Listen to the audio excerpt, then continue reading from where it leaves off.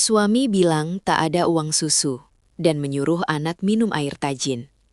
Tapi di status ponselnya, ia pamer kopi mahal. Dengan nekat kususul dia ke kantor membawa botol berisi air beras itu. Saat pintu ruang rapat kubuka, ternyata... Sebelum ceritanya dimulai, silahkan tulis di kolom komentar dari daerah mana saja teman-teman yang menonton cerita ini ya. Jangan lupa like dan subscribe channel ini ya. Bunyi sendok logam yang beradu dengan dasar kaleng kosong itu terdengar begitu nyaring, memecah keheningan dapur yang sempit dan pengap. Kling-kling. Suara itu bukan sekadar bunyi benturan benda mati, melainkan lonceng peringatan yang meremukan hati Sarah pagi ini. Ia memiringkan kaleng susu formula itu sampai tegak lurus, mengetuk-ngetuk pantat kalengnya dengan putus asa, berharap masih ada sisa serbuk putih yang menempel. Namun hasilnya nihil. Hanya ada butiran debu susu yang bahkan tak cukup untuk membuat air menjadi keruh. Di kamar depan, suara tangisan Indra, putra mereka yang baru berusia 1 tahun, mulai terdengar melengking. Tangisan lapar. Sarah memejamkan mata sejenak, menahan genangan air mata yang sudah siap tumpah, lalu menarik napas panjang. Ia harus menghadapi suaminya lagi. Pertarungan rutin setiap pagi yang selalu menguras sisa kewarasannya. Sarah melangkah gontai menuju kamar utama. Di sana Rio sedang berdiri di depan cermin besar, sibuk merapikan kerah kemeja bermerek yang baru dibelinya minggu lalu. Aroma parfum mahal yang harganya setara dengan jatah belanja dapur Sarah selama 2 minggu, langsung menyengat hidung. Rio tampak gagah, necis dan berkilau. Kontras sekali dengan Sarah yang hanya mengenakan daster pudar dengan jahitan di bagian ketiak yang mulai lepas. "Mas," panggil Sarah pelan. Suaranya serak. Rio tidak menoleh. Ia sibuk menyisir rambutnya yang sudah diberi minyak rambut mahal agar tampak kelimis. "Kenapa?" "Jangan bilang mau minta duit lagi. Kepala aku pusing mikirin target kantor." "Susu Indra habis, Mas." Ucap Sarah, mencoba mengabaikan nada ketu suaminya. Benar-benar habis, pagi ini dia belum minum apa-apa. Gerakan tangan Rio terhenti. Ia menatap pantulan wajah Sarah yang kusam melalui cermin dengan tatapan meremehkan. "Habis lagi. Perasaan baru kemarin aku kasih uang buat beli susu. Kamu ini kasih makannya gimana sih? Dituang ke bak mandi. Boros banget jadi perempuan." Dada Sarah sesak. "Itu 2 minggu yang lalu, Mas. Dan uang yang Mas kasih itu cuma cukup buat beli susu kotak kecil, bukan kaleng besar. Indra makin besar. Dia butuh asupan lebih. Tolonglah, Mas. Anakmu lapar." Rio mendengus kasar lalu berbalik badan. Ia menyambar jas kerjanya yang tergantung rapi. "Alasan, bilang saja kamu yang gak becus atur keuangan. Kamu pikir cari uang itu gampang? Aku kerja banting tulang dari pagi sampai malam. Kamu di rumah cuma enak-enakan dasteran, tapi duit selalu kurang." "Enak-enakan?" Sarah tercekat. Ingin rasanya ia berteriak. Bagaimana mungkin mengurus anak bayi, mencuci, menyetrika, dan membersihkan rumah seorang diri tanpa asisten disebut enak-enakan? Belum lagi ia harus memutar otak memasak nasi goreng kecap setiap hari karena uang belanja ditahan Rio. Rio tidak memperdulikan wajah terluka istrinya. Ia melangkah keluar kamar, memakai sepatu kulit mengkilap yang juga baru. Sarah mengejarnya sampai ke teras. Rasa malu sudah ia buang jauh-jauh. "Mas, tolong tinggalkan 100.000 saja. Atau 50.000 buat beli susu sasetan dulu," Sarah memohon. Tangannya mencoba meraih lengan kemeja Rio. Rio menepis tangan Sarah, seolah tangan istrinya itu membawa kuman penyakit. "Jangan pegang-pegang, kusut nanti kemejaku," bentaknya. Ia merogoh celana lalu mengeluarkan dompet kulit tebalnya. Mata Sarah berbinar penuh harap. Namun, Rio hanya membuka dompet itu sekilas, menunjukkan isinya yang penuh dengan lembaran merah dan biru, lalu menutupnya kembali dengan suara ceklek yang menyakitkan. "Nggak ada uang kecil," kata Rio dingin. "Uang besar juga nggak apa-apa, Mas. Nanti aku cari kembalian di warung." "Enak saja," potong Rio cepat. "Nanti kamu tilap kembaliannya buat beli skincare atau pulsa." Enggak, nanti kalau aku ingat aku transfer. Tapi jangan harap banyak-banyak. Gajiku bulan ini banyak potongan." "Tapi Indra butuh sekarang, Mas. Dia nangis terus." Sarah mulai histeris mendengar tangisan anaknya yang makin kencang dari dalam rumah. "Kasih air gula dulu, kek, atau air tajin. Jangan manja jadi ibu. Orang zaman dulu juga anaknya dikasih air tajin. Hidup semua tuh, sukses semua." Cibi Rio sambil membuka pintu mobil. Mobil itu bukan mobil mewah, tapi cukup bagus dan selalu bersih karena Rio lebih rajin merawat mobilnya daripada merawat istri dan anaknya. Mesin mobil menderu. Rio memasang kacamata hitamnya, menutupi matanya dari tatapan memohon istrinya. Tanpa kata pamit, ia menginjak gas. Mobil itu melaju meninggalkan debu yang menerpa wajah Sarah. Sarah berdiri mematung di teras, kakinya lemas. Ia merogoh saku dasternya, berharap ada keajaiban berupa uang receh yang tertinggal. Kosong. Ia berlari masuk ke dalam rumah, membongkar celengan ayam plastik milik Indra yang belum lama dibeli. Dengan tangan gemetar, Sarah memecahkan celengan itu ke lantai. Prang. Pecahan plastik berserakan. Sarah mengais-ngais di antara serpihan itu. Hatinya mencelos. Isinya hanya 3 keping uang logam 500 perak dan beberapa recehan 100 rupiah. Totalnya tidak sampai 3.000, bahkan tidak cukup untuk membeli 1 saset susu di warung depan yang harganya sudah naik. Tangisan Indra di kamar berubah menjadi jeritan serak karena tenggorokannya mulai kering. Sarah terduduk di lantai yang dingin, memandangi uang receh yang tidak berharga itu. Rasa sedihnya perlahan berubah menjadi sesuatu yang gelap. Rasa marah, rasa tidak terima. Ia ingat betul, tadi malam saat Rio tertidur, ponsel suaminya menyala, menampilkan notifikasi chat. Sekilas Sarah melihat potongan pesan dari teman kantor Rio. "Makasih traktirannya tadi siang ya bos Rio. Steaknya mantap." Suaminya makan steak ratusan ribu, sementara anaknya harus minum air tajin. Sarah mengusap air matanya kasar. Ia bangkit berdiri. Wajahnya yang tadi memelas kini mengeras. Ia tidak akan membiarkan anaknya kelaparan hari ini. Jika Rio bilang ia tidak punya uang tunai, maka Sarah akan menjemput uang itu langsung ke sumbernya. Ia menyambar tas kain lusun di gantungan, lalu menggendong Indra yang masih menangis. "Sabar ya nak, kita cari bapakmu. Kita minta hakmu di depan teman-temannya yang gaya itu," bisik Sarah dengan gigi gemeretak. Ia tidak tahu bahwa keputusan nekatnya pagi ini akan membawanya pada pertemuan tak terduga yang mengubah takdir hidupnya selamanya. Namun sebelum itu, ia harus menghadapi kenyataan pahit. Ia tidak punya ongkos.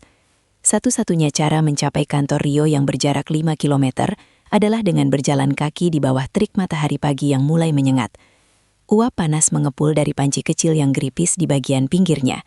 Sarah mengaduk air rebusan beras itu perlahan, membiarkannya mendidih hingga mengental dan berwarna putih pekat. Air tajin. Hanya ini solusi darurat yang ia tahu dari cerita orang-orang tua dulu ketika susu tak terbeli. Baunya memang khas beras, sama sekali tidak gurih seperti susu formula yang biasa diminum Indra. Tapi Sarah tidak punya pilihan. Setelah dirasa cukup hangat, ia menuangkan cairan kental itu ke dalam botol susu Indra yang sudah dicuci bersih. Tangannya gemetar saat menutup botol itu. Ada rasa bersalah yang menusuk-nusuk dadanya setiap kali melihat cairan keruh itu, menggantikan susu putih bernutrisi yang seharusnya menjadi hak anaknya. "Ayo sayang, minum dulu ya. Ini enak kok," bujuk Sarah lirih sambil menggendong Indra yang matanya sudah bengkak karena terlalu lama menangis.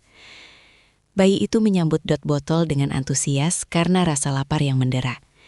Namun, sedetik kemudian ia memalingkan wajah dan merengek. Rasanya asing, tawar, tidak enak. "Tolong nak, ibu mohon, minum sedikit saja buat ganjal perut," bisik Sarah. Air matanya menetes jatuh tepat di pipi gembil putranya. Entah karena mengerti kesedihan ibunya, atau karena rasa lapar yang sudah tak tertahankan. Jika akhirnya mau menghisap cairan itu, meski dengan terputus-putus. Sarah memeluk tubuh kecil itu erat-erat, menepuk punggungnya sambil berdoa dalam hati agar suaminya dibukakan pintu hatinya. Saat Indra mulai tenang dan tertidur dalam gendongan karena kekenyangan semu, Sarah meraih ponsel pintarnya yang layarnya sudah retak 1000 di bagian pojok. Ponsel lungsuran Rio 3 tahun lalu yang sering hang kalau membuka aplikasi berat. Ia ingin mencoba mengirim pesan chat lagi pada Rio.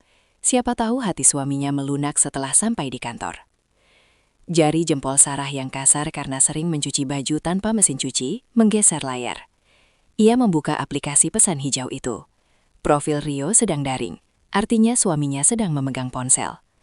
Namun sebelum Lara sempat mengetik, jarinya tak sengaja menekan lingkaran hijau di foto profil Rio. Fitur status terbuka. Darah Sarah seketika berdesir hebat naik ke ubun-ubun. Jantungnya berhenti berdetak sesaat. Di layar retak itu terpampang foto yang baru diunggah Rio 10 menit yang lalu. Sebuah foto selfie di dalam mobil dengan kacamata hitam yang disampirkan di kerah baju. Di tangannya, Rio memegang segelas kopi dari gerai ternama dengan logo hijau yang terkenal mahal. Di sebelahnya tergeletak bungkusan roti croissant yang terlihat menggoda. Bukan hanya fotonya yang membuat nafas Sarah tercekat, tapi keterangan foto yang ditulis Rio dengan bangga. Ngopi ganteng dulu sebelum rapat direksi. Semangat pagi. Rezeki suami soleh pasti lancar. Sarah merasa sekelilingnya berputar. Ia tahu persis harga segelas kopi merek itu. Paling murah Rp50.000, belum lagi rotinya. Total jajan pagi Rio itu bisa mencapai hampir Rp100.000. Rp100.000. Uang yang sama yang tadi Sarah mohon-mohon sampai harus memegang kaki suaminya. Uang yang Rio bilang tidak ada. Uang yang bisa membelikan Dika 1 kotak susu formula ukuran sedang, agar anaknya tidak perlu meminum air rebusan beras ini. Suaminya bukan tidak punya uang. Suaminya hanya tidak mau uang itu dinikmati oleh anak dan istrinya. Bagi Rio, penampilan dan gengsi di depan orang lain jauh lebih penting daripada gizi darah dagingnya sendiri. "Jahat kamu, Mas. Jahat!" desi Sarah. Suaranya bergetar hebat menahan amarah yang meledak di dada.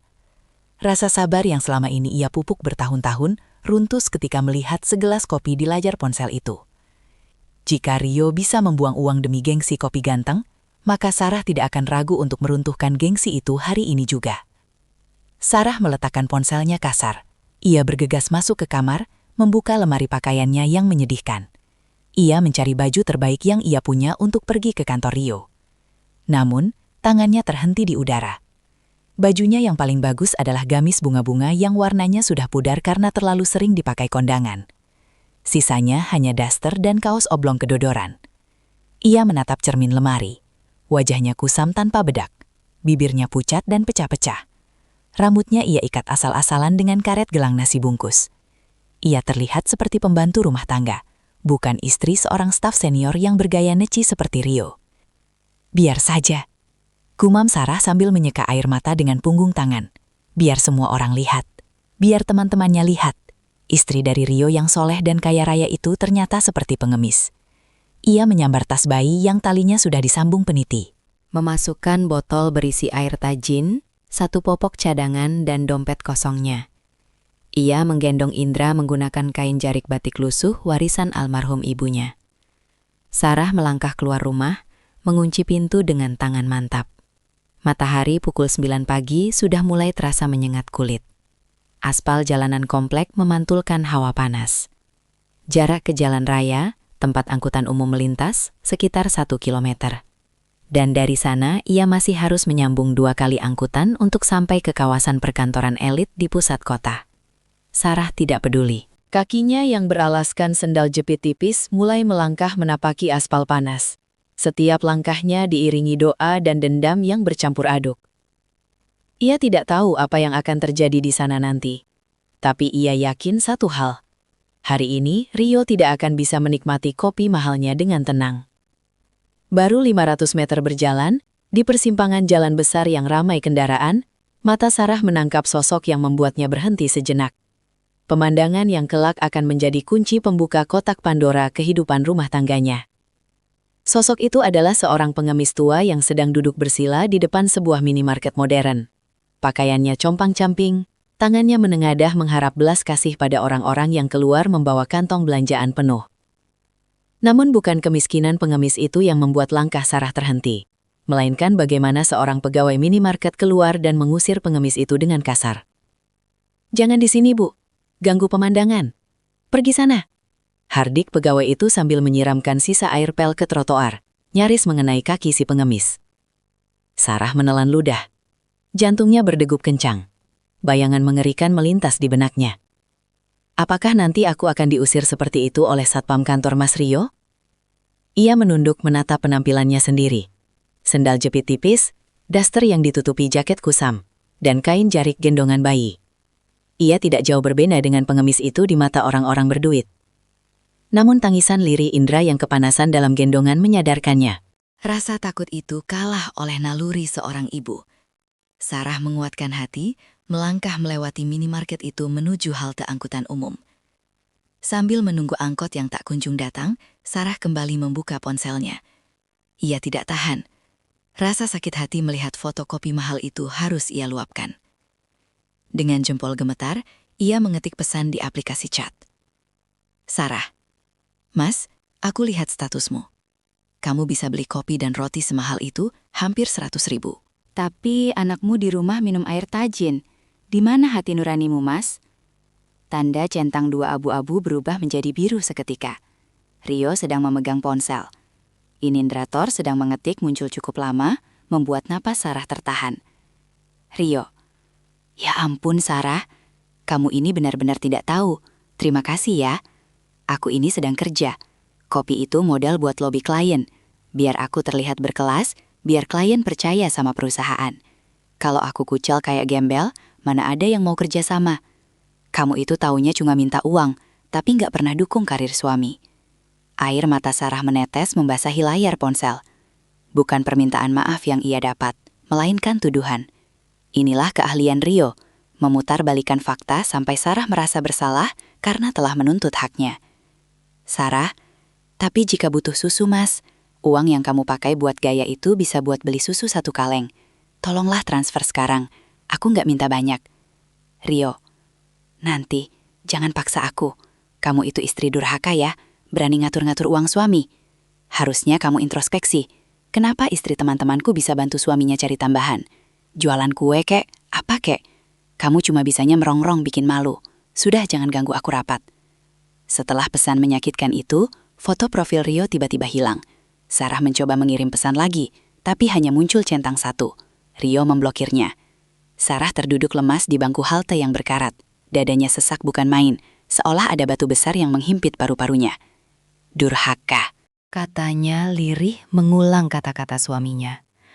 Aku dibilang durhaka karena minta susu anak. Sebuah angkot berwarna biru kusam berhenti di depannya. Asap knalpot hitam mengepul, membuat Indra terbatuk-batuk. Sarah buru-buru naik, duduk di pojok paling belakang. Angkot itu penuh sesak. Udara di dalam terasa pengap, berbau keringat campur bensin.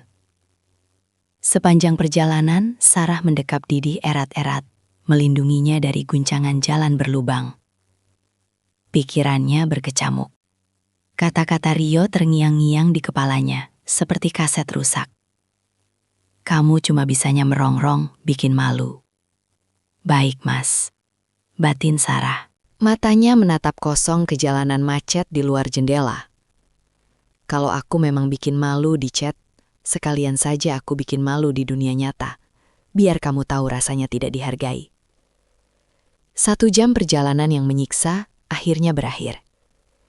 Sarah turun di kawasan bisnis segitiga emas. Gedung-gedung pencakar langit menjulang tinggi. Kaca-kacanya memantulkan sinar matahari yang menyilaukan.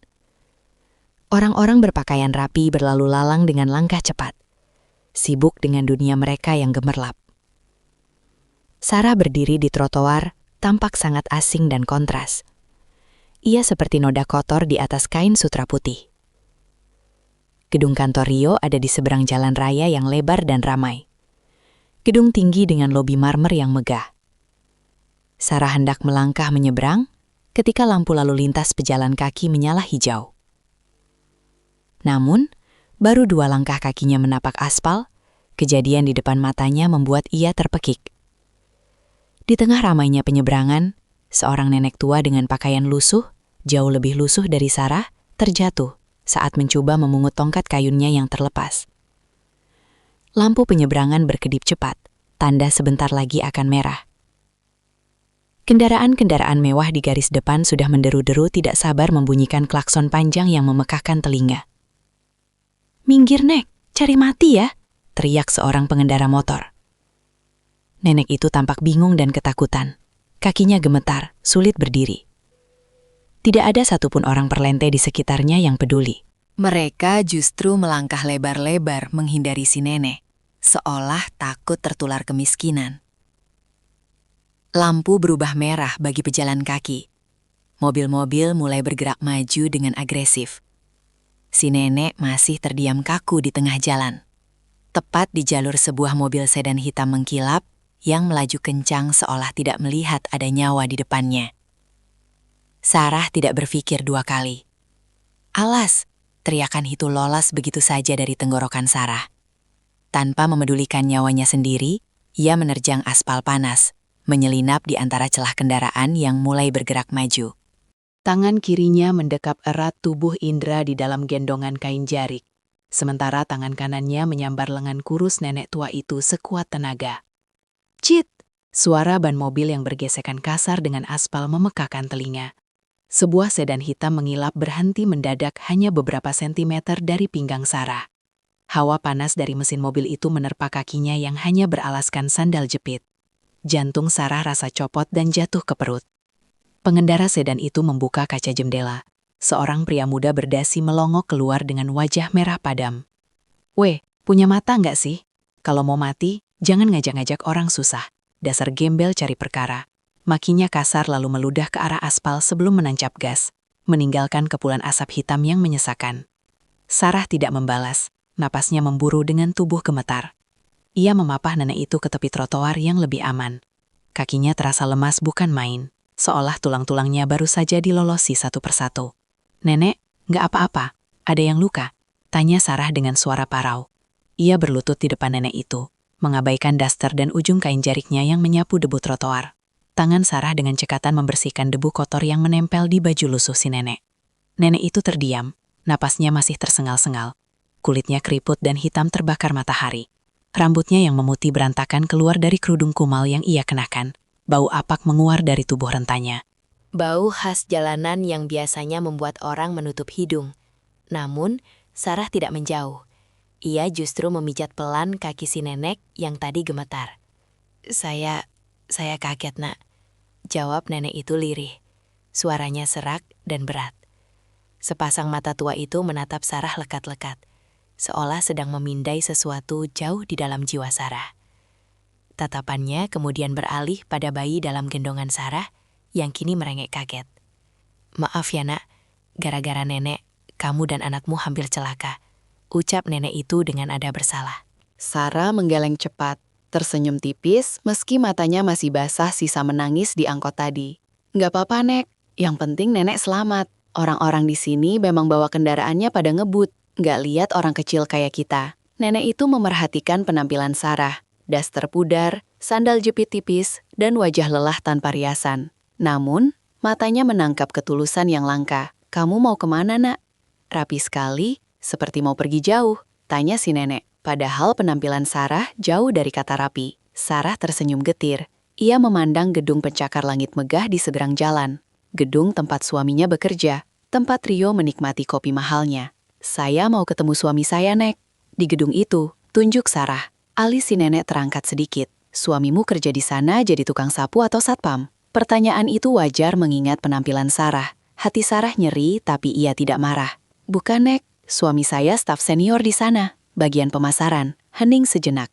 Nenek itu menatap Sarah lalu menatap gedung mewah itu bergantian. Ada kilatan aneh di mata tuanya yang tidak disadari Sarah. Suami orang kaya kerja di gedung mewah, tapi istrinya jalan kaki sampai sandal jepitnya tipis begitu. Anaknya minum air putih di botol susu. Nenek itu menunjuk botol yang menyembul dari tas Sarah. Isinya memang terlihat bening keruh. Air tajin yang mulai mengendap. Pertahanan Sarah runtuh. Ditanya oleh orang asing yang baru saja ia tolong, justru membuat benteng air matanya jebol. Ia menunduk menyembunyikan wajahnya.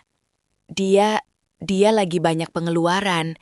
"Nek, saya kesini mau minta uang buat beli susu. Susu Indra habis." Nenek itu terdiam lama.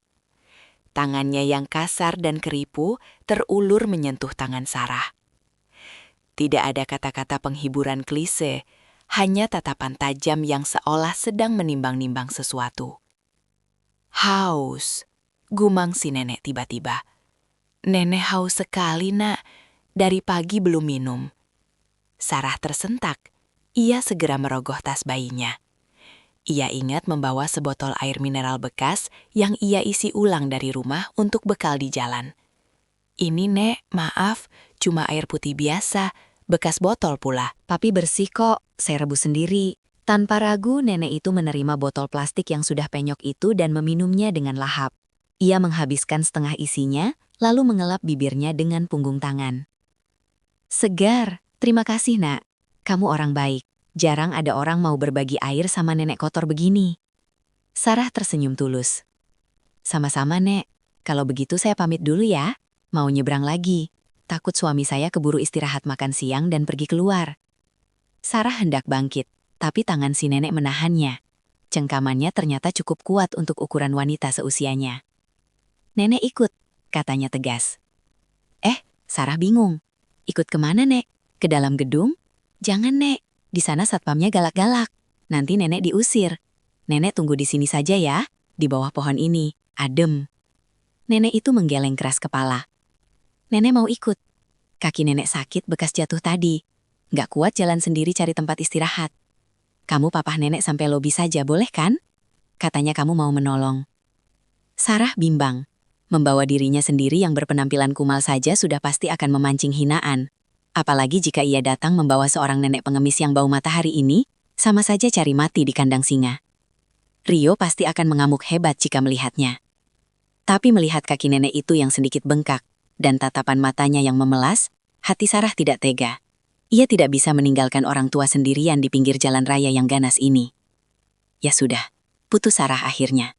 Ayo Nek, saya bantu Papa. Tapi kalau nanti ada satpam yang marah, Nenek jangan lawan ya, biar saya yang bicara. Nenek itu mengangguk patuh, menyembunyikan senyum misterius di sudut bibirnya. Iya, Nenek akan jadi penonton yang baik.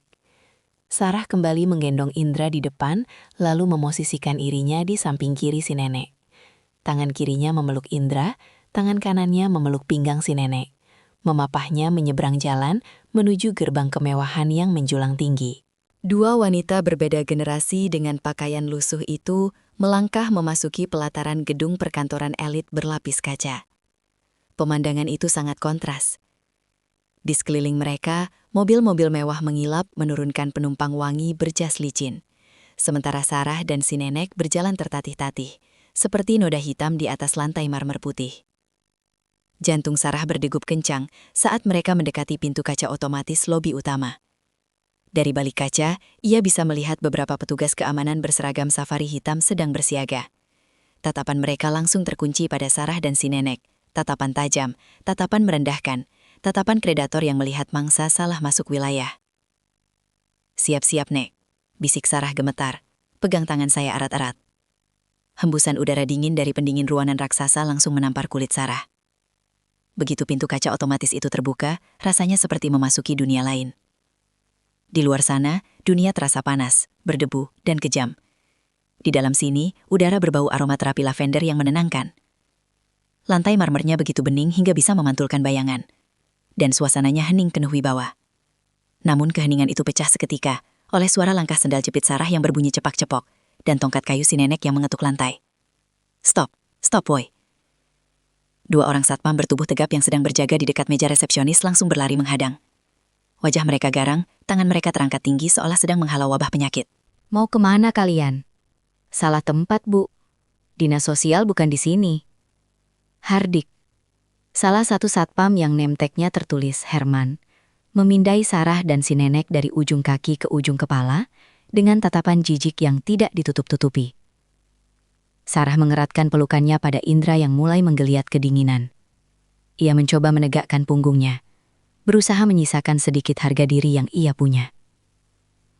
Maaf Pak, saya bukan mau minta sumbangan. Saya mau bertemu suami saya. Ucap Sarah sopan, namun tegas. Herman dan rekannya saling berpandangan, lalu tertawa pendek, tawa yang meremehkan. Suam di sini? Herman menunjuk sekeliling lobi yang bedah. Ibu, jangan ngelindur siang bolong. Di sini isinya orang kantoran, eksekutif. Gak ada tukang loak atau kuli panggul. Darah Sarah mendidih. Suami saya bekerja di sini, Pak. Namanya Rio Aryo. Dia staf senior pemasaran di lantai 7. Tawa Herman terhenti. Ia mengernyitkan dahi seolah mengingat nama itu. Namun sebelum ia sempat menjawab, Suara lengkingan sepatu hak tinggi terdengar mendekat. Seorang wanita muda dengan riasan tebal dan seragam ketat yang menonjolkan lekuk tubuh muncul dari balik meja resepsionis. Ada apa ini ribut-ribut? Pak Herman? Bau apaknya sampai ke meja saya loh. Keluh wanita itu sambil mengibaskan tangan di depan hidung mancungnya. Ia menatap Sarah dengan mata menyipit tajam. Ini Mbak Siska. Ada gembel ngaku-ngaku istrinya Pak Rio. Lapor Herman sambil menyeringai. Siska, resepsionis itu melotot. Ia menatap Sarah dengan tatapan menilai, lalu tertawa sinis. Istrinya Pak Rio, halu ya kamu. Pak Rio itu orangnya parlente, wangi. Jam tangannya saja mahal. Masa istrinya modelan begini, kayak pembantu habis kebanjiran. Jaga mulut Mbak, bentak Sarah, emosinya tersulut. Saya memang istrinya. Saya datang ke sini karena ada urusan mendesak. Halah, paling mau nipu minta duit. Modus lama. Potong Siska ketus. Ia kemudian melirik jijik ke arah nenek tua yang berdiri diam di samping Sarah sambil berpegangan pada lengan Sarah. Terus itu siapa? Nenek sihir. Ya ampun, bawa rombongan sirkus ke kantor elit. Pak Herman seret mereka keluar. Bikin malu perusahaan saja kalau ada klien lihat. Herman maju selangkah. Tangannya yang besar mencengkeram lengan atas Sarah dengan kasar. Ayo keluar, sebelum saya panggil polisi. Lepas jangan kasar, Sarah meronta. Indra mulai menangis keras karena kaget. Suara tangis bayi itu menggema di seluruh lobi yang berakustik bagus, menciptakan kedaduhan luar biasa. Sakit-sakit Pak, rintih si nenek. Tiba-tiba, Herman ternyata juga mendorong bahu si nenek agar mundur. Melihat wanita tua itu didorong, amarah Sarah meledak. Ia menghentakkan tangannya hingga terlepas dari cengkraman Herman, lalu pasang badan melindungi si nenek. Jangan sentuh orang tua, teriak Sarah lantang. Suaranya bergetar hebat. Kalian boleh hina saya miskin, boleh hina baju saya jelek, tapi jangan pernah sakiti orang tua dan anak saya. Panggil Rio sekarang. Bilang Sarah ada di sini. Kalau sampai saya teriak lebih kencang, satu gedung ini bakal dengar. Ancaman Sarah membuat Herman ragu sejenak. Namun Siska yang tampak gengsi justru makin menjadi-jadi. Wah, ngancam dia. Heh, perempuan kampung. Kamu pikir Pak Rio mau nemuin kamu dengan keadaan begini? Yang ada dia muntah lihat kamu. Asal kamu tahu ya, Pak Rio itu selera makannya tinggi, bukan remah-remah rempek kayak kamu. Ucapan Siska menyeratkan sesuatu yang membuat hati Sarah mencelos. Selera makan. Apakah Siska tahu sesuatu tentang Rio yang Sarah tidak tahu? Saat ketegangan memuncak dan Herman bersiap menyeret paksa Sarah lagi, suara denting, ting. Dari pintu besi lift di ujung lobi terdengar. Pintu lift terbuka lebar. Sekelompok orang berpakaian jas rapi keluar. Mereka tertawa-tawa sambil memegang dokumen. Di tengah-tengah mereka berjalan seorang pria yang sangat Sarah kenal. Pria itu sedang tertawa lebar sambil menepuk bahu rekannya. Terlihat sangat bahagia dan tanpa beban. Itu Rio. Sarah melihatnya. Siska melihatnya, dan Herman pun menoleh. Nah, itu Pak Rio. Seru Herman panik. Takut disalahkan karena membiarkan keributan terjadi saat ada staf lewat. Pak Rio, Pak. Tolong, ini ada orang gila ngaku-ngaku istri Bapak. Teriakan Herman membuat langkah Rio terhenti. Ia menoleh ke arah keributan di dekat pintu masuk. Senyum di wajahnya seketika lenyap, digantikan oleh ekspresi horor yang luar biasa saat matanya bertabrakan dengan mata Sarah. Wajah Rio pucat pasi, seolah melihat hantu. Ia melihat istrinya yang kucel. Anaknya yang menjadi tontonan satpam dan resepsionis di lobi kantornya yang bergengsi. Sarah menatap suaminya dengan tatapan nanar. Mas, panggilnya lirih. Namun terdengar jelas di keheningan yang tiba-tiba tercipta. Rio tidak menjawab. Rahangnya mengeras. Matanya menyeratkan kemarahan yang membara, bukan kerinduan atau kekhawatiran. Mempercepat langkahnya setengah berlari menuju mereka dengan tangan terkepal, siap menghancurkan apapun yang menghalangi jalan. Celaka, bisik si nenek pelan di telinga Sarah. Rio mencengkram lengan atas Sarah begitu ia sampai di hadapan istrinya. Cengkramannya begitu kuat hingga kuku-kukunya menancap, menembus kain jaket tipis Sarah, menimbulkan rasa nyeri yang mencalar sampai ke tulang. Kamu gila ya? Desis Rio, tepat di depan wajah Sarah. Aroma parfum mahalnya bercampur dengan bau napas orang yang sedang menahan amarah meledak-ledak. Ngapain kamu kesini bawa rombongan sirkus? Mau hancurkan karirku? Hah? Sarah meringis menahan sakit. Matanya berkaca-kaca menatap pria yang dulu berjanji melindunginya di depan penghulu itu. Sakit, Mas. Lepas. Aku cuma mau minta uang susu. Indra kelaparan, Mas. Dia minum air tajin dari pagi. Rio, sebuah suara berat menginterupsi. Salah satu rekan kerja Rio yang tadi berjalan bersamanya mendekat. Pria itu menatap Sarah dan si nenek dengan tatapan bingung, lalu beralih ke Rio. Ini siapa, Bim? Kok sepertinya kenal dekat istrimu? Jantung Sarah berdegup kencang, penuh harap. Inilah saatnya.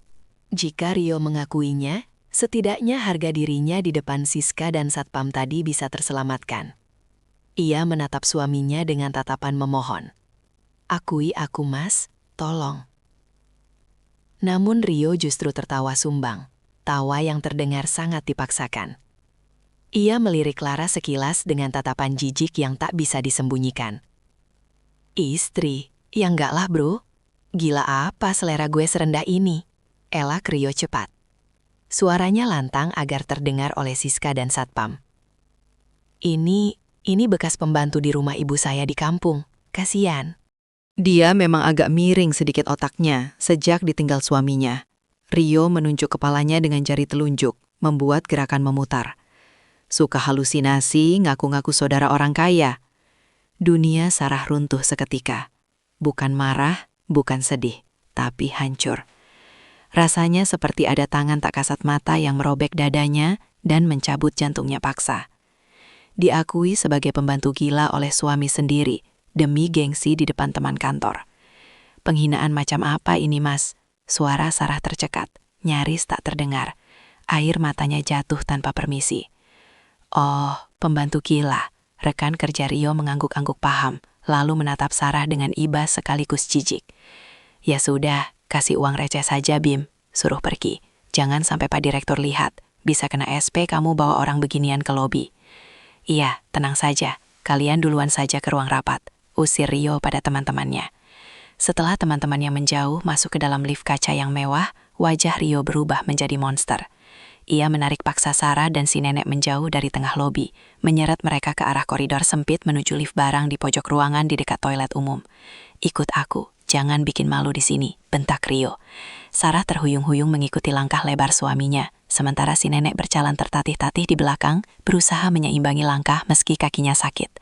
Sesampainya di depan lift barang yang sepi dan agak gelap, Rio menghempaskan tangan Sarah ke dinding. Dasar perempuan tak tahu diri. Makibo telunjuknya menunding-nunding wajah Sarah. Lihat penampilanmu. Kumal. Bau bawa anak nangis-nangis. Bawa pengemis busuk ini lagi. Kamu sengaja ya mau bikin aku dipecat. Aku sudah chat kamu, Mas. Aku sudah mohon-mohon. Sarah akhirnya berteriak, menumpahkan segala emosinya. Kalau kamu transfer uang susu, aku nggak bakal kesini. Anakmu lapar, Rio. Anakmu. Sarah menyodahkan botol susu berisi air tajin ke hadapan Rio. Lihat ini, air beras. Kamu minum kopi 50.000. Anakmu minum air beras. Plak. Rio menepis botol itu dengan kasar, hingga terpental jatuh ke lantai. Botol plastik itu menggelinding, isinya tidak tumpah. Tapi pemandangan itu cukup membuat hati Sarah mati rasa. Aku gak peduli, bentak Rio, wajahnya merah padam. Jangan jadiin Indran anak sebagai senjata buat meras aku dan kamu. Rio kini beralih menatap si nenek yang berdiri diam bersandar pada tongkat kayunya. Ngapain kamu ikut-ikut? Mau minta sedekah nih? Rio merogoh saku celananya, mengeluarkan uang kertas Rp2.000 yang sudah lecek, lalu melemparnya ke wajah si nenek. Uang itu melayang pelan dan jatuh di dekat kaki si nenek yang bengkak. Ambil dan pergi, dasar sampah masyarakat, hina Rio. Nenek itu tidak bergerak, ia tidak mengambil uang itu. Matanya yang tajam menatap Rio lurus-lurus, tidak ada rasa takut di sana. Hanya ada kilatan aneh yang membuat bulu kuduk meremang jika diperhatikan dengan seksama. Hati-hati dengan mulutmu, nak. Kadang sampah yang kamu buang itu lebih berharga daripada berlian palsu yang kamu pakai. Banyak bacot. Rio hendak maju, mungkin untuk mendorong si nenek. Tapi tiba-tiba ponselnya berdering nyaring. Rio melihat layar ponselnya. Wajah garangnya berubah panik. Sial, Pak Direktur sudah di ruang rapat. Rio menekan tombol lift barang dengan tidak sabaran. Begitu pintu besi lift yang kusam itu terbuka, ia mendorong Sarah dan si nenek masuk ke dalamnya dengan kasar. Masuk, diam di dalam sini. Perintah Rio. Jangan berani-berani keluar sebelum aku suruh. Tunggu aku selesai rapat, nanti aku urus kalian. Awas, Kalau kalian nekat naik ke lobi lagi, aku ceraikan kamu. Sarah. Ancaman itu menggema. Aku ceraikan kamu. Rio menekan tombol acak di panel lift agar pintu tertutup. Lalu ia berlari pergi menuju lift utama untuk mengejar rapatnya.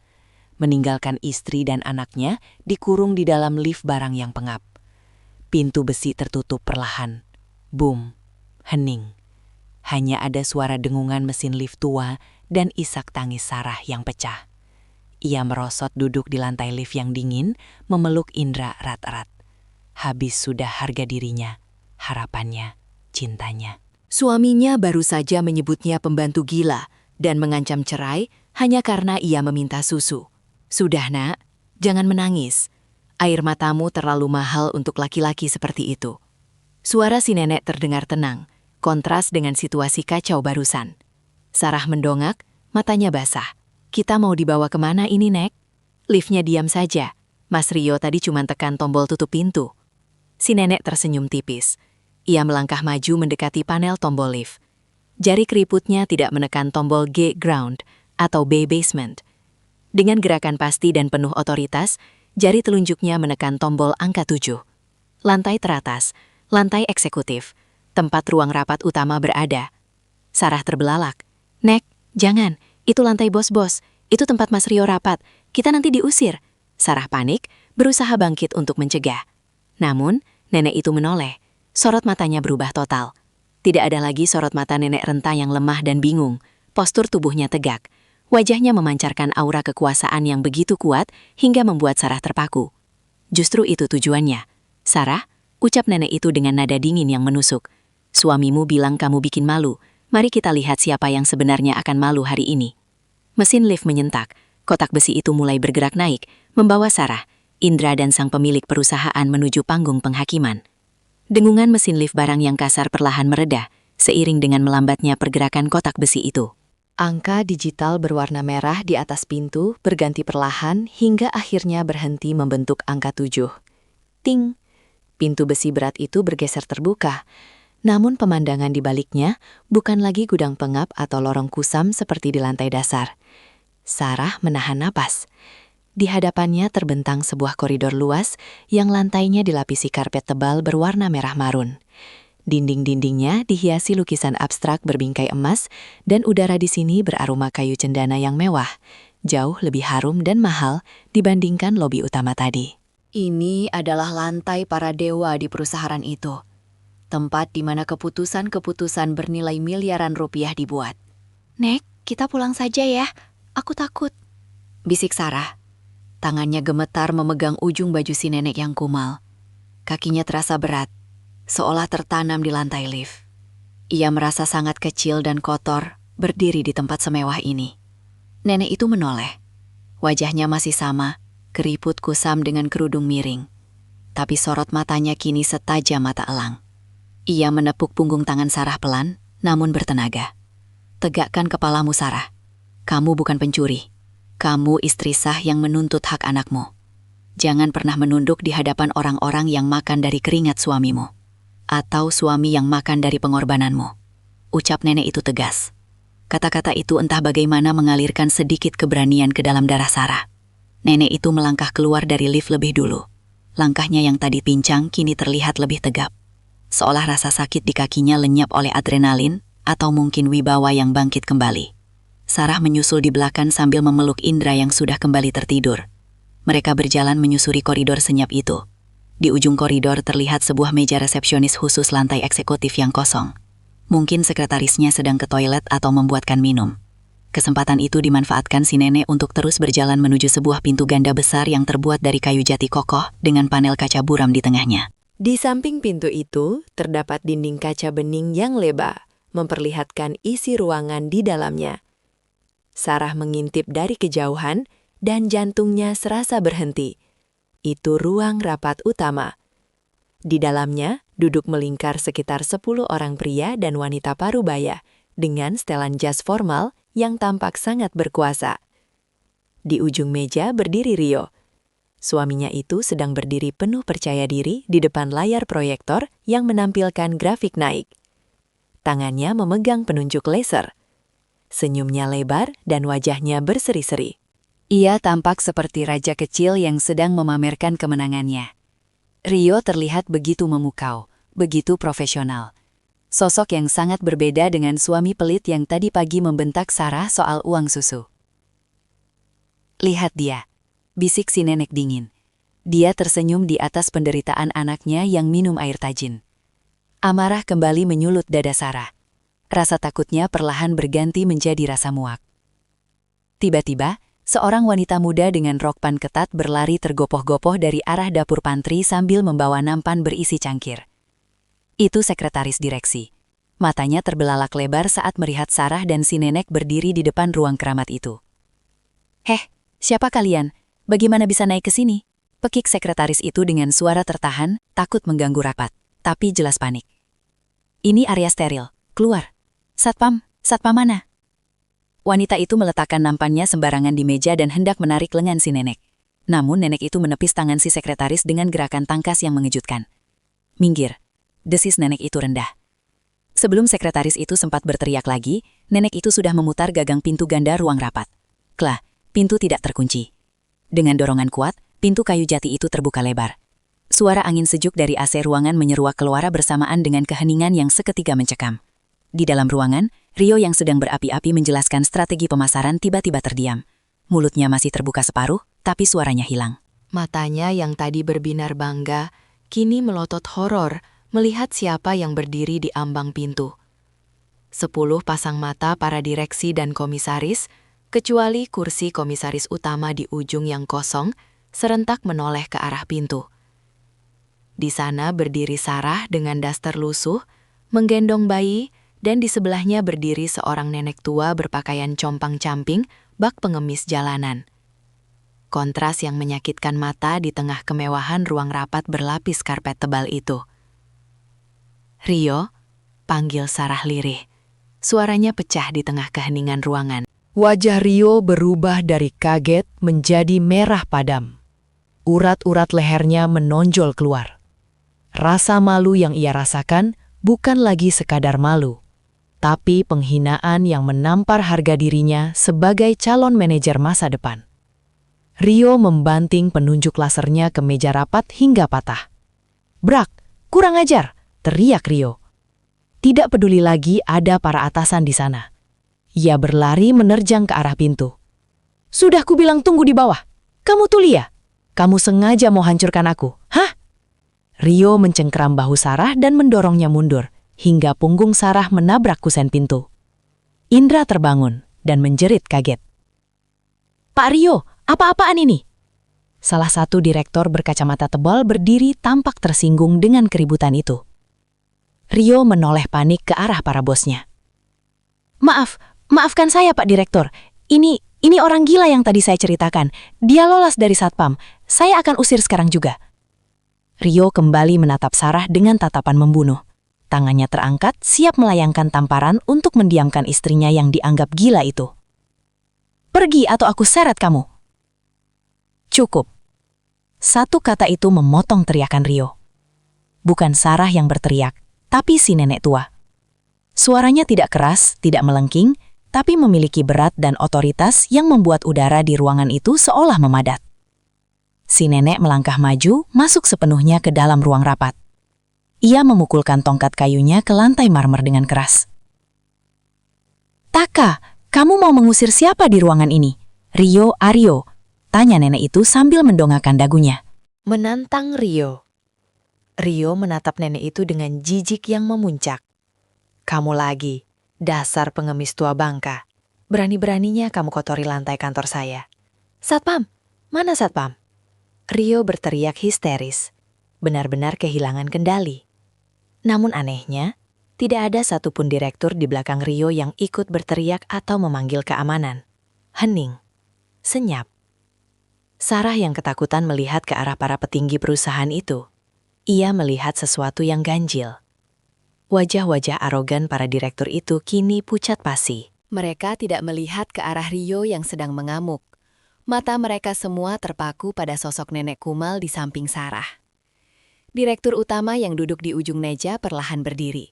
Kakinya gemetar, mulutnya bergerak-gerak tanpa suara, seolah sedang melihat hantu yang bangkit dari kubur.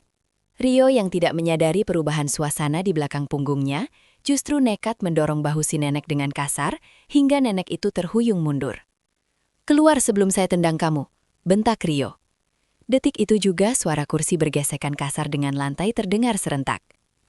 Seluruh jajaran direksi, 10 orang paling berkuasa di perusahaan itu berdiri tegak secara bersamaan. Wajah mereka tegang penuh ketakutan. Rio terkejut dan menoleh ke belakang.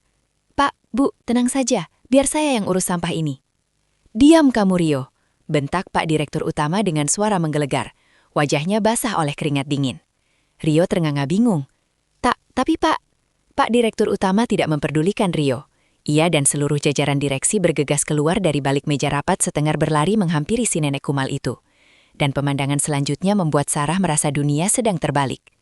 Mereka semua, para bos besar itu, menundukkan kepala dalam-dalam, membungkuk hormat 90 derajat di hadapan si nenek pengemis. "Selamat siang, Bu Komisaris Utama," ucap Pak Direktur Utama dengan suara gemetar. Dunia Rio mendadak berhenti berputar. Waktu seolah membeku di ruangan berpendingin udara itu.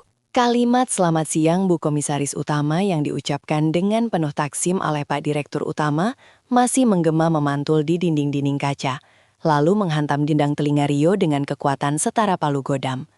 Rio mengerjap-ngerjap, mulutnya membuka dan menutup seperti ikan mas koki yang kehabisan oksigen. Ia menoleh ke arah bos besarnya, lalu menoleh ke arah nenek pengemis yang berdiri dengan tongkat kayu butut itu, lalu kembali ke bosnya. "Pak Dirut bercanda kan?" Suara Rio terdengar cempreng dan sumbang memecah keheningan sakral itu. Ia tertawa pendek. Tawa gugup yang terdengar menyedihkan. "Ini pasti lelucon kan? Prank ulang tahun atau tes mental? Mana mungkin gembel bau tanah ini?" "Tutup mulutmu, Hardik," Pak Direktur Utama tanpa mengangkat kepalanya yang masih menunduk. Keringat dingin sebesar biji jagung terlihat mengalir di pelipis sang bos besar. "Beliau adalah Ibu Yuni, pemilik tunggal holding company yang menaungi perusahaan kita. Beliau yang menggaji saya, menggaji direksi lain, dan menggaji kamu." Lutut Rio seketika berubah menjadi celi. Ia mundur selangkah. Kakinya menabrak kursi yang tadi ia duduki. Matanya membelalak menatap si nenek, Ibu Yuni yang perlahan menegakkan tubuhnya. Ajaib. Postur tubuh yang tadi bungkuk dan ringkih di pinggir jalan, kini tegak lurus. Aura pengemis yang melekat padanya menguap begitu saja, digantikan oleh karisma seorang matriark yang biasa memimpin ribuan karyawan tanpa perlu berganti pakaian sutra atau memakai perhiasan berlian. Wibawa itu memancar alami, membuat siapapun di ruangan itu merasa kecil. Ibu Yuni tidak menjawab penyangkalan Rio. Ia bahkan tidak menatap Rio lagi. Dengan langkah tenang, ia berjalan melewati barisan direksi yang masih membungkuk, menuju kursi paling ujung di kepala meja, kursi kulit hitam paling besar yang sejak tadi kosong. Ia menghempaskan tubuhnya di kursi kebesaran itu. Tongkat kayunya ia sandarkan di meja mahoni yang mengilap. Pemandangan itu sungguh surrealis. Seorang wanita tua berpakaian lusuh duduk di singgasana kekuasaan, dikelilingi para eksekutif berjas rapi yang ketakutan.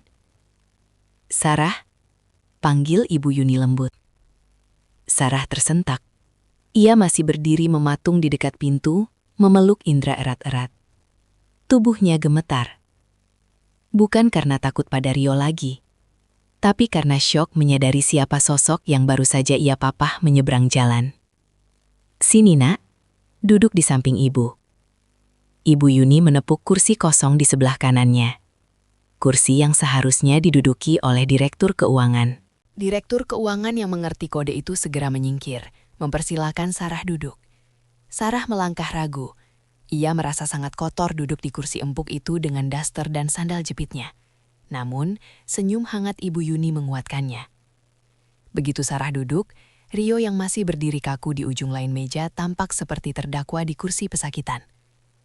"Kalian semua boleh duduk," perintah Ibu Yuni datar. Para direksi buru-buru duduk, tapi tidak ada yang berani bersandar. Mereka duduk tegap di ujung kursi, tangan terlipat rapi di atas meja. Persis seperti anak SD menghadapi guru killer. Hanya Rio yang masih berdiri. Wajahnya pucat pasi, keringat membasahi kemeja mahalnya hingga tembus ke jas. Tadi, Ibu Yuni memulai bicaranya. Matanya menatap lurus ke arah Rio. "Saya mendengar presentasi yang sangat berapi-api tentang citra perusahaan, tentang bagaimana kita harus terlihat elegan, mewah, dan bona fide di mata klien. Ibu Yuni mengambil botol air mineral plastik bekas yang tadi ia minum, botol yang diberikan Sarah. Ia meletakkannya di tengah meja mewah itu. Botol penyok itu tampak sangat kontras di antara gelas-gelas kristal dan laptop canggih. Tapi saya justru menemukan fakta menarik tentang citra karyawan saya sendiri. Lanjutnya, suaranya tenang tapi mencekam. Seorang staf senior yang sibuk membangun citra diri sebagai orang kaya, memakai jas jutaan rupiah, mentraktir teman kantor makan daging impor. Tapi jari telunjuk Ibu Yuni menunjuk ke arah botol susu Indra yang tadi terlempar ke lantai. "Tolong ambilkan itu, Pak Dirut," perintahnya.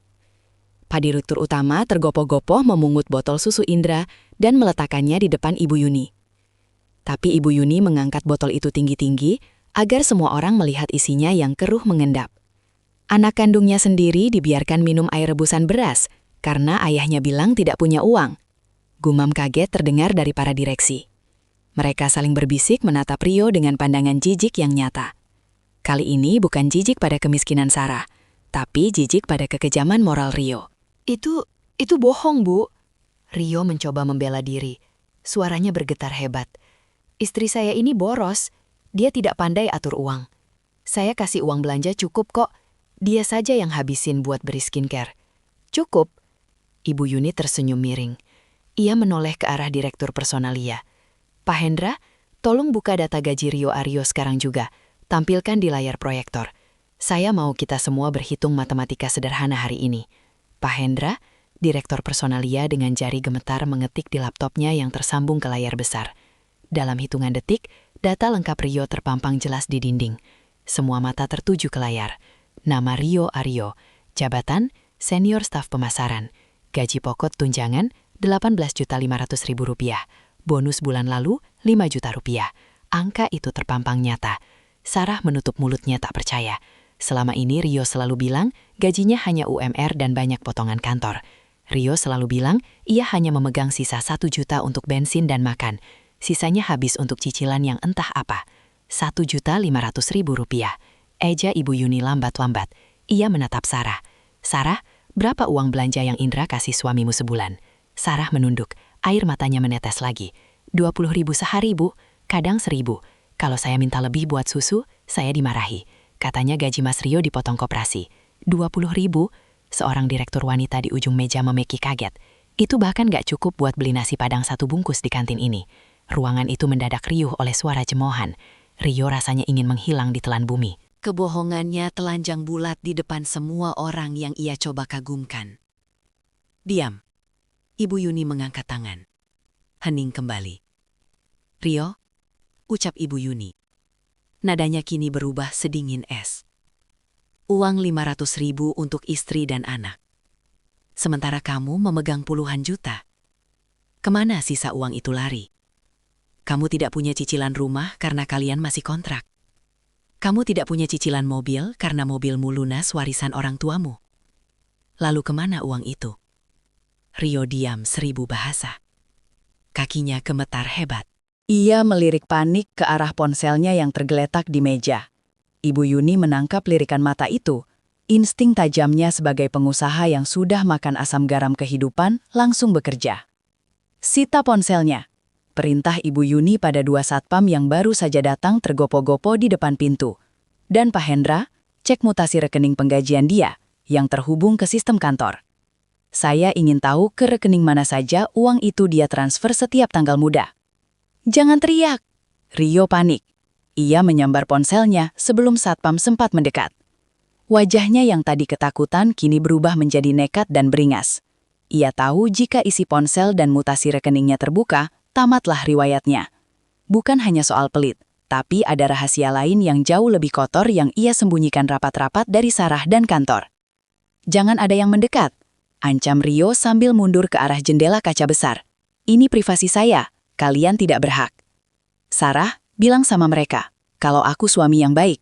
Bilang kalau kamu yang boros. Cepat bilang, atau aku loncat." Ancaman bunuh diri, taktik manipulasi terakhir seorang pengecut. Sarah menatap suaminya dengan tatapan kosong. Rasa cintanya sudah lama mati, tapi rasa kemanusiaannya membuat ia ragu. Namun, sebelum Lara sempat membuka mulut, pintu ruang rapat kembali terbuka. Kali ini yang masuk adalah seorang wanita muda cantik berpakaian sangat modis dengan tas bermerek yang menerobos masuk karena mendengar keributan. "Beb, sayang, kok ribut-ribut sih?" Katanya mau transfer buat pelunasan apartemen hari ini. Ucap wanita itu manja tanpa melihat situasi ruangan. Mata Rio melotot sampai nyaris keluar. Sarah menoleh perlahan. Ia mengenali tas yang dijinjing wanita itu. Itu tas yang sama yang pernah ia lihat di riwayat pencalian toko daring di ponsel Rio yang lupa ditutup. Tak seharga 2 bulan jatah makan Sarah dan Indra. Ibu Yuni tertawa kecil, tawa yang mengerikan. "Ah," ucap Ibu Yuni sambil mengetuk-ngetuk tongkatnya. "Sepertinya kita tidak perlu membuka mutasi rekening." Jawabannya sudah datang sendiri mengantarkan nyawanya.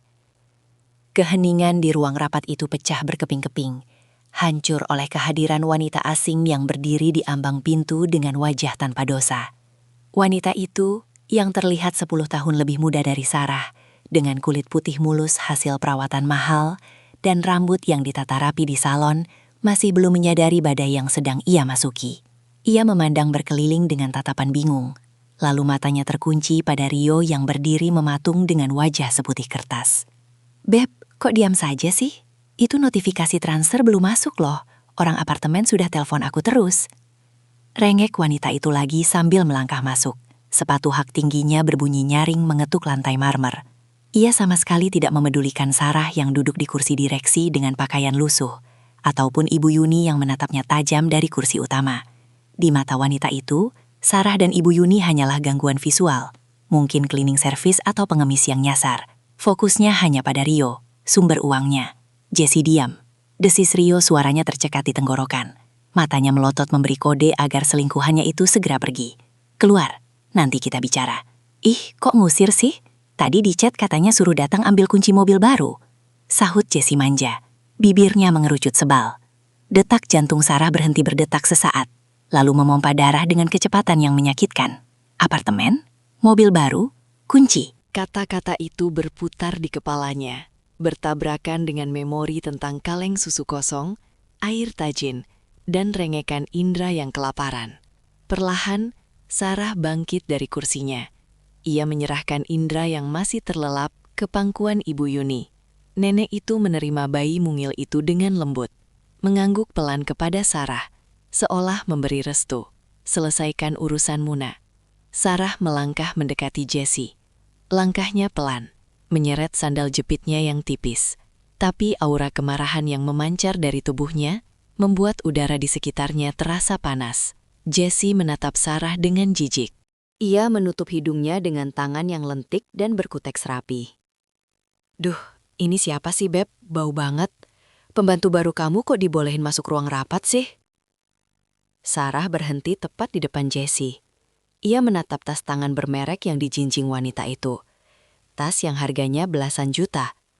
Lalu matanya turun ke sepatu, ke baju, ke perhiasan emas yang melingkar di leher Jessie. Semua itu dibeli dengan uang Rio.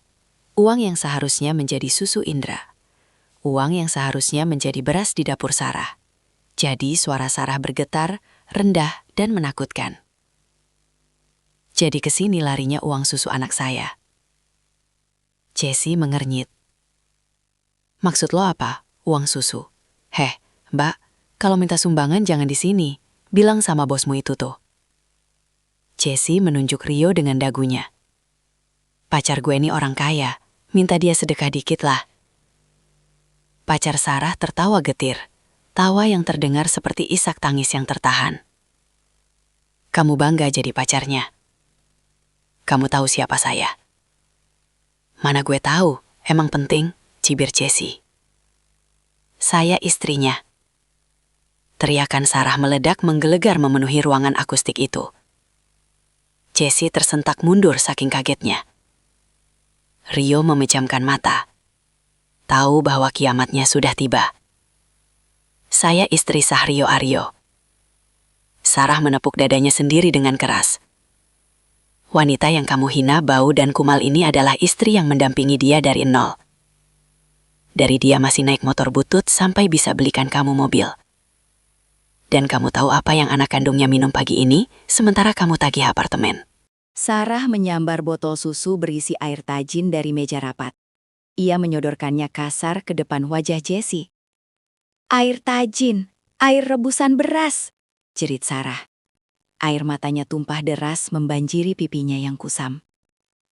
Darah dagingnya minum air beras karena ayahnya bilang gak punya uang. Tapi ternyata uangnya dipakai buat beli tas kamu, buat bayar apartemen kamu, buat gaya hidup jalang seperti kamu. Jessie terbelalak, wajahnya pucat. Ia menoleh ke arah Rio, meminta penjelasan. Beb, ini orang gila kan? Kamu bilang istrimu sudah mati. Kamu bilang kamu duda kaya. Rio tidak bisa menjawab. Lututnya lemas. Ia merosot bersandar pada dinding kaca. Kebohongan yang ia susun rapi bertahun-tahun runtuh dalam hitungan detik. Jawab dia, bentak Ibu Yuni tiba-tiba. Suara nenek itu membelah keributan. Jawab pertanyaan simpananmu itu. Apa istrimu sudah mati? Atau hati nuranimu yang sudah mati? Rio menggeleng lemah. Keringat dingin bercucuran deras. Bu, ampun bu. Sarah tidak memberi kesempatan Rio bernapas. Rasa sakit hati yang menumpuk bertahun-tahun mengambil alih tubuhnya. Tanpa sadar, tangan Sarah melayang. Plak! Tamparan keras mendarat di pipi mulus Jessie. Wanita itu menjerit kesakitan.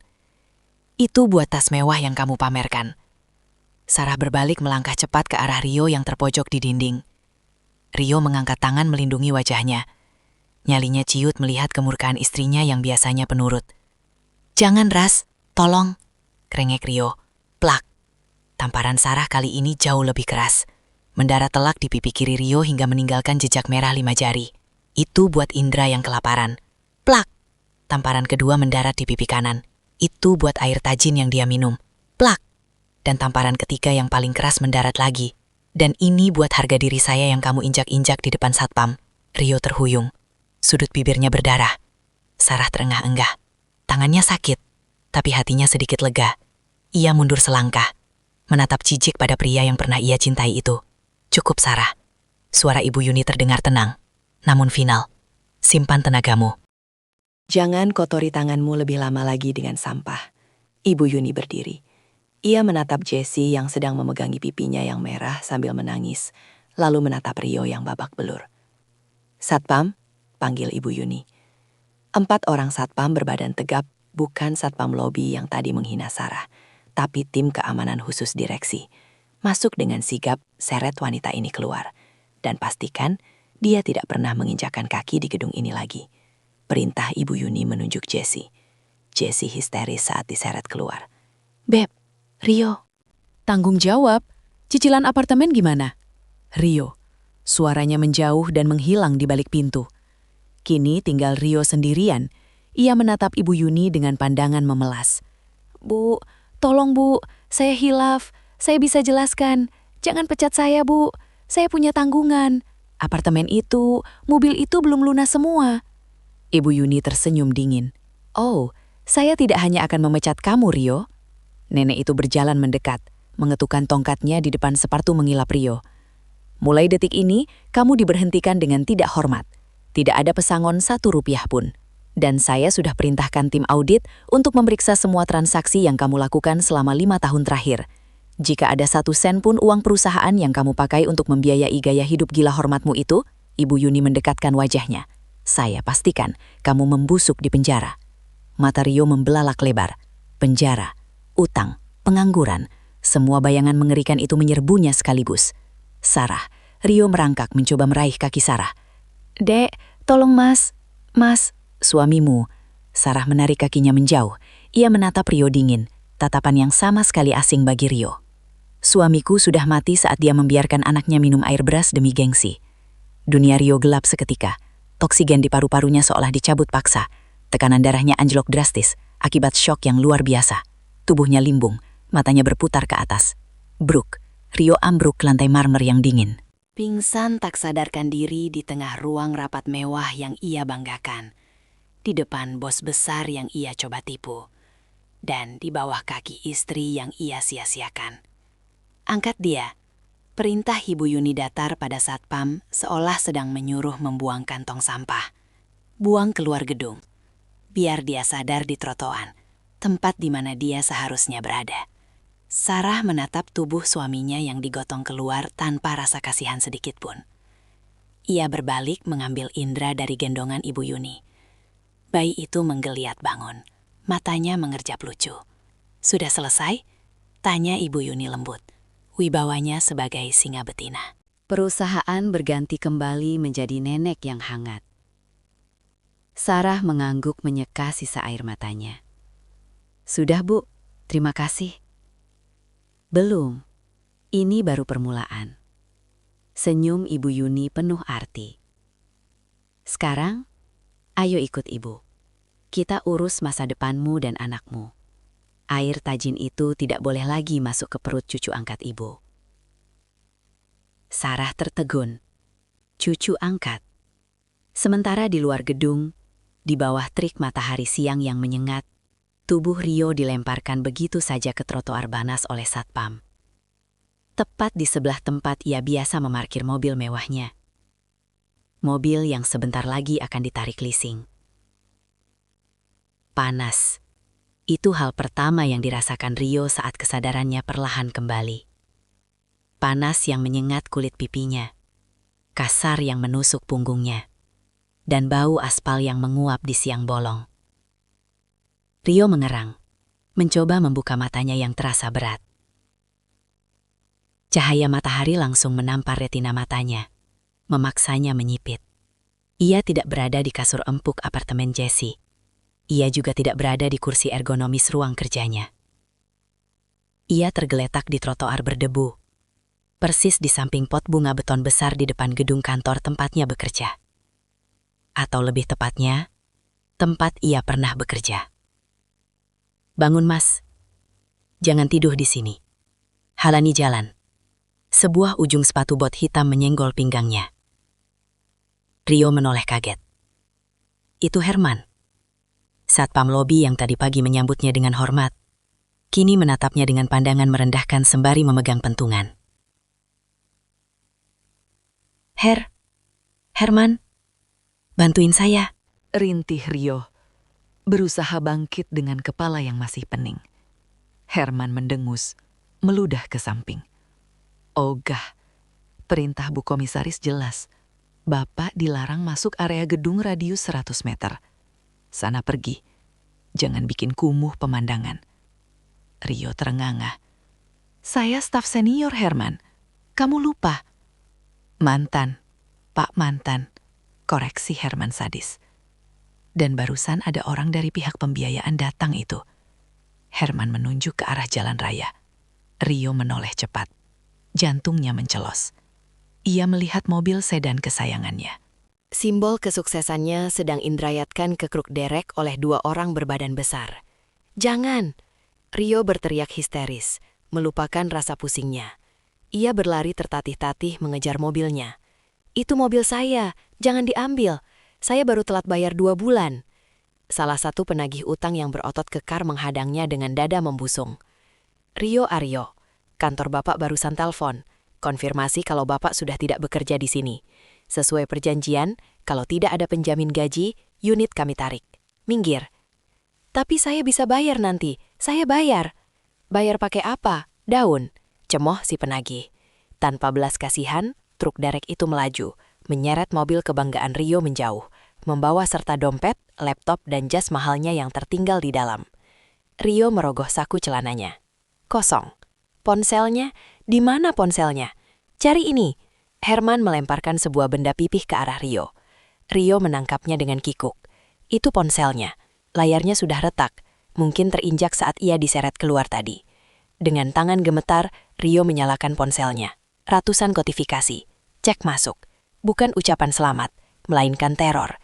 Tagihan kartu kredit, tagihan pinjaman daring yang ia pakai untuk membelikan Jessie perhiasan, dan satu pesan dari Jessie. "Jessie, jangan hubungi aku lagi. Apartemen disegel manajemen karena cek kamu kosong. Dasar penipu. Aku kira kamu kaya, ternyata cuma staf banyak gaya. Cetak putus." Rio merosot di pinggir jalan. Kakinya lemas, seperti jeli. Ia menekan nomor Sarah.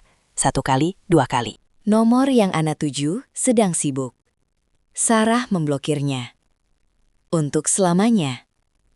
3 bulan kemudian, Suara ketukan palu hakim di pengadilan agama terdengar bagaikan musik terindah di telinga Sarah. Toh. Dengan ini, permohonan cerai gugat dari saudari Sarah Hati Indra bulatkan. Hak asuh anak jatuh sepenuhnya ke tangan ibu. Sarah menghembuskan nafas panjang yang selama ini tertahan di dada. Plong. Rasanya seperti baru saja melepaskan ransel berisi batu seberat 1 ton dari punggungnya. Ia menyalami majelis hakim dengan senyum sopan, lalu berbalik badan. Di kursi tergugat, Rio duduk menunduk. Penampilannya berubah drastis dalam 90 hari. Tubuhnya kurus kering, kulitnya menggelap karena terbakar matahari, dan pakaiannya kemeja batik yang warnanya sudah pudar terlihat kedodoran. Wajah arogan yang dulu selalu ia pamerkan kini lenyap tak berbekas, digantikan oleh wajah lelah seorang pria yang dikejar-kejar utang dan penyesalan. Saat Sarah berjalan melewati pembatas sidang, Rio melompat berdiri. Ia mencoba meraih tangan Sarah. "Dek, Sarah," suaranya parah memelas. "Mas sudah berubah, Dek. Mas sekarang kerja serabutan jadi kuli panggul di pasar. Mas kumpul uang buat beli susu, Indra. Mas rindu, Indra.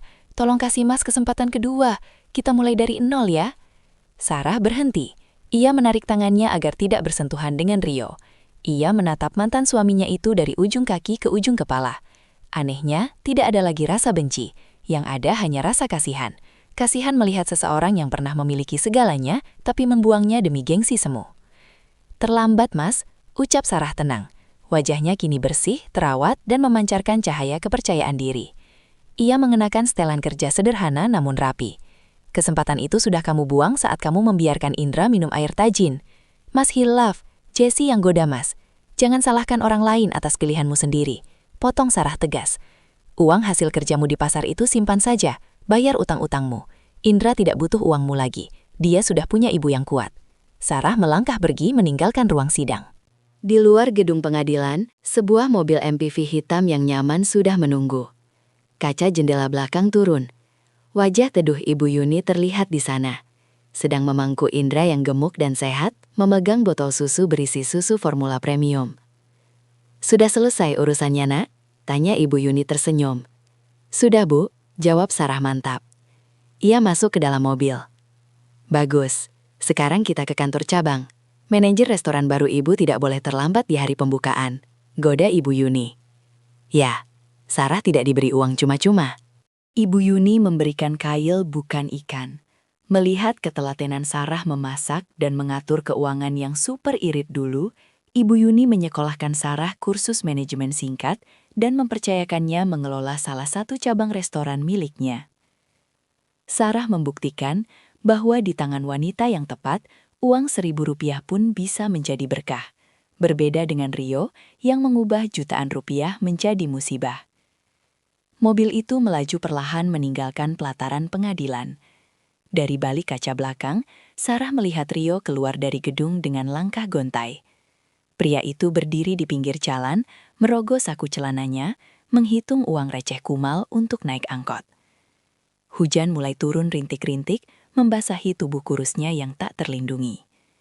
Sarah memeluk Indra, mencium pipi gembil anaknya yang berbau susu vanila. "Selamat tinggal, Mas Rio," bisik Sarah dalam hati, menutup lembaran kelam masa lalunya. "Semoga air hujan yang kamu rasakan sekarang bisa menghapus dosa-dosamu. Selayaknya air tajin yang dulu membesarkan anak kita." Mobil berbelok di tikungan, membawa Sarah menuju masa depan yang cerah, meninggalkan Rio yang perlahan menghilang di telan derasnya hujan dan penyesalan yang tak berujung. Tamat.